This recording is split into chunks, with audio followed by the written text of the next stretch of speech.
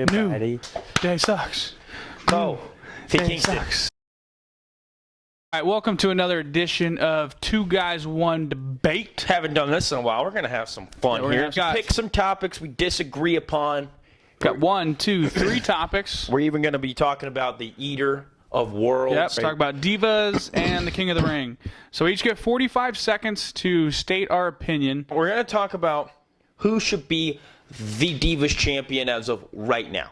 And there's pretty much two options at this point, considering we don't have AJ and Paige Naomi anymore. or Nikki. So I'll go ahead and I'll kick it off. Go ahead and hit that start button, Zach. 45 seconds. All right, so yes. WrestleMania, we see Paige and AJ Lee go over the Bella Twins. Of course, 10 days later, AJ Lee retires. Well, guess what? 13 days later, Paige gets written off TV and goes and films a movie. So where are we sitting at now with the Divas division? We're in a pretty deep hole.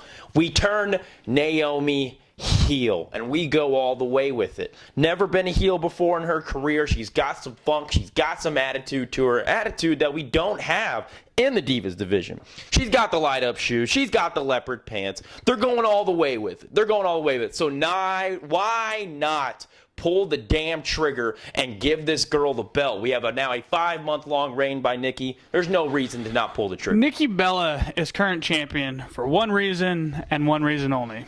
Cross promotion. Oh. You have Total Divas and you have the WWE main roster. Now, if your champion is somebody who is on both shows versus Naomi, who is not on both shows anymore, She's not? She got written off the other show. Oh. So you have your current Divas champion showing her belt all the time while she's on the E! Network, making people think she's really great. It's cross promotion. It brings more women in, and that's good. It's bringing more women into your WWE, which is your main product, and that way they're going to the events to see the Divas, and now they're seeing the guys, and they love it. There you go. So characters don't matter anymore, I guess. Kayfabe's dead. So, our second debate, actually comment below to see who you guys agree with more on that one. Let's go to bait number 2, Zach. Our bait number 2. We're going fishing. Bait number 3, baby. For our second debate, we have Ryback versus Bray Wyatt. We're not debating who should win. I think we know who's going to win. But the debate is who should Bray Wyatt face? Should it be Ryback? He agrees with Ryback. Is a fine choice. And mine is it should be somebody else. You go so we're going to start it. Now, I don't think Ryback's a bad person to face, but it's not the best choice. Now, you obviously have Bray Wyatt winning, which is good for him. He's not hitting another brick wall. But I think he should be facing one of the other Wyatt brothers.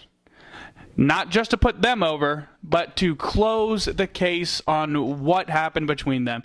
Bring it all back up, air it out, bring those other guys' stock up, because Bray Wyatt's pretty much at one of the high points of his career before he lost at WrestleMania. And, it's just... I hate Ryback. That's another thing. He's just one of my least favorites, and I love Bray Wyatt, and I want to see him help others out as well. Now, the whole thing with Bray Wyatt is, this is the first time we've seen him on Monday Night Raw since before WrestleMania. He appeared on SmackDown, some stupid-ass match that didn't need to happen. This guy needs something important. Most importantly, he needs something to get his ass freaking over. You had a guy, Ryback, was hot in Green Bay and in Chicago this past week. He was rolling, baby. The crowd was all over him. I think this is great for both parties. I really do think it is. What you could have is Ryback still look good. What you have to have is you have Bray Wyatt pull out all the stops to beat Ryback. You know what this is? This is good time for both these guys. It's not going to be a great feud. No one expects it to be a great feud. But what you can have, if you could have some ruthless-ass matches, and you could actually try to have a freaking story with this. But what it mostly comes down to is my favorite to win the Money in the Bank. Ooh. All right. So again, comment below who you thought won, who brought up better points. Probably me, because, Let's get on. I don't want to hear that crap. All right, so our last and third and final debate is King of the Ring. Was it Neville's time to win, or was it not his time to win? Nate said it wasn't his time to win. I say it was. So 3, 2, 1, go, Nader. Neville. incredible debut a few weeks ago. Really, it really was. He's been rolling. His in-ring, he has yet to speak on the mic. Yet to speak on the mic live on television. This guy is rolling inside the ring. They get him to the King of the Ring. He wins both his matches. He goes to the championship. And who is in his way?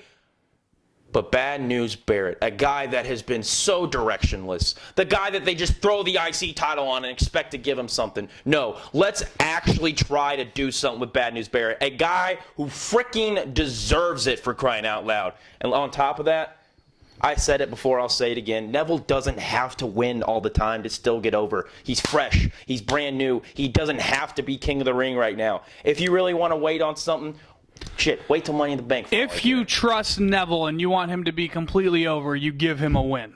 A big win. And a big win, even though it would have been on a Tuesday night, not that many people were watching, he still would have had the cape and stuff like that. It was his time, one, because he is already a fan favorite.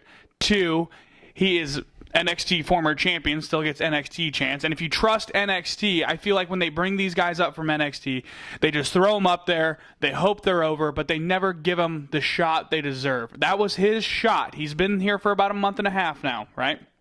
So I think you have to respect him, give him a big win, make him more over than he already is, and then you have somebody for the future. All right. That's it. Time's up. I don't even want to argue with this guy anymore because we all know who did it. Comment below. Your boy, Nate is how you spell the name. And also, if you still want to comment maybe on something as stupid as Fandango or my thoughts personally on Mizdow, hit us up on Twitter. I'll be more than happy to respond. We out here. We ball. Ball hard.